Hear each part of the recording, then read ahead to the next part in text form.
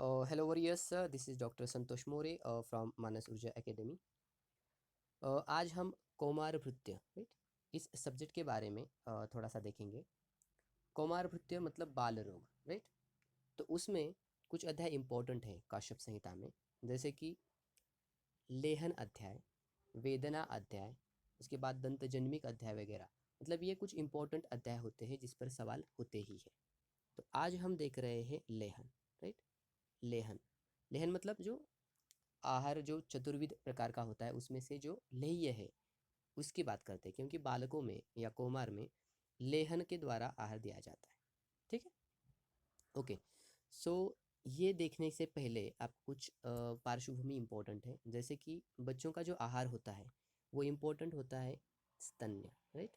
जो माता का स्तन्य होता है, अगर माता नहीं तो धात्री का स्तन्य राइट। माता या धात्री का जो स्तन्य है ये उसका प्रधान आहार है राइट।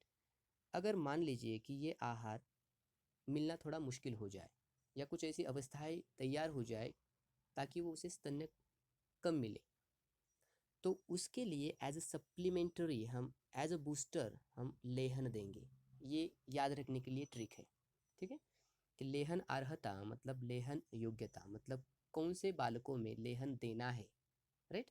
तो उसे कहते हैं लेहन अर्हता। तो वो ऐसी अवस्थाएं कौन सी है ये हम देख रहे हैं। तो उसमें सबसे पहली अवस्था ये होगी कि स्तन्य का कुछ जो सप्लाई है वो कम हो जाए किसी भी तरह से। तो उसमें देखो सबसे पहला है अक्षीरा जननी। अगर जननी ऐसी हो उसमें क्षीर ही नहीं हो। दूसरी है अल्पक्षीरा जननी, मतलब जननी है लेकिन अल्पक्षीर है, तो एज अ सप्लीमेंट्री हमें लेहन देना है। उसके बाद है दुष्प्रजाता जननी। तो इसका लिंकिंग आप इसकी लिंकिंग लगा सकते हो कि अगर दुष्प्रजाता होती है तो वो अल्पक्षीर वाली होगी राइट। ओके। उसके बाद है भ्रूष व्याधि पीड़ित जननी। भ्रूष व्याधि पीड़ित मतलब क्या कि भ्रूष मतलब ज़्यादा व्याधियों से पीड़ित। अगर जननी व्याधियों से पीड़ित होती है तो स्तन्य कम मिलेगा। अगर स्तन्य कम मिलेगा तो हमें एज ए सप्लीमेंट्री लेहन देना है। ठीक है, तो ये ऊपरी चार वाले पॉइंट थे, उसके लिए आपको जननी के द्वारा याद रखना है ठीक? ताकि जननी से स्तन्यपान मिलेगा बच्चों को। अगर जननी को कुछ होता है या जननी से रिलेटेड कुछ चीज़ें हैं उस सिचुएशन में हमें लेहन देना है। ठीक है, अब नीचे वाली चीज़ें देखो इम्पोर्टेंट। उसमें एक पॉइंट है दीप्ताग्नि। इसे हम सेंट्रल पॉइंट पकड़ेंगे। दीप्ताग्नि मतलब कि उसका अग्नि दीप्त होता है ना, तीक्ष्ण अग्नि होता है। मतलब कि जो कुछ भी खाएगा वो पचाएगा। तो ये दिल मांगे मोर इस सिचुएशन में हम उसे लेहन देंगे ताकि वो पचा रहा है। ठीक है, जैसे कि देखो दीप्ताग्नि अगर होती है तो वो ज़्यादा खाएगा, तो इसका मतलब है महाशन होगा। अशन का मतलब होता है खाना, महाशन मतलब ज़्यादा खाता है राइट, क्योंकि दीप्ताग्नि है। तो दूसरी सिचुएशन अपने आप पता चलती है।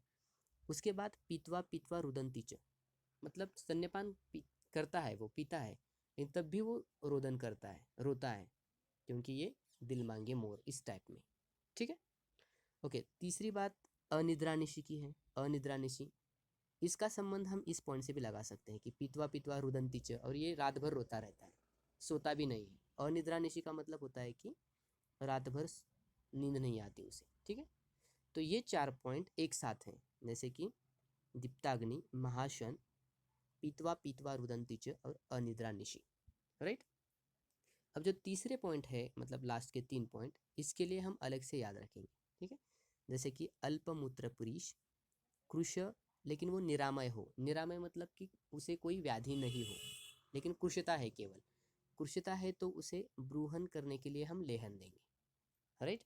लेकिन ध्यान रहे यहाँ पर बच्चों को व्याधि नहीं है राइट। ओके।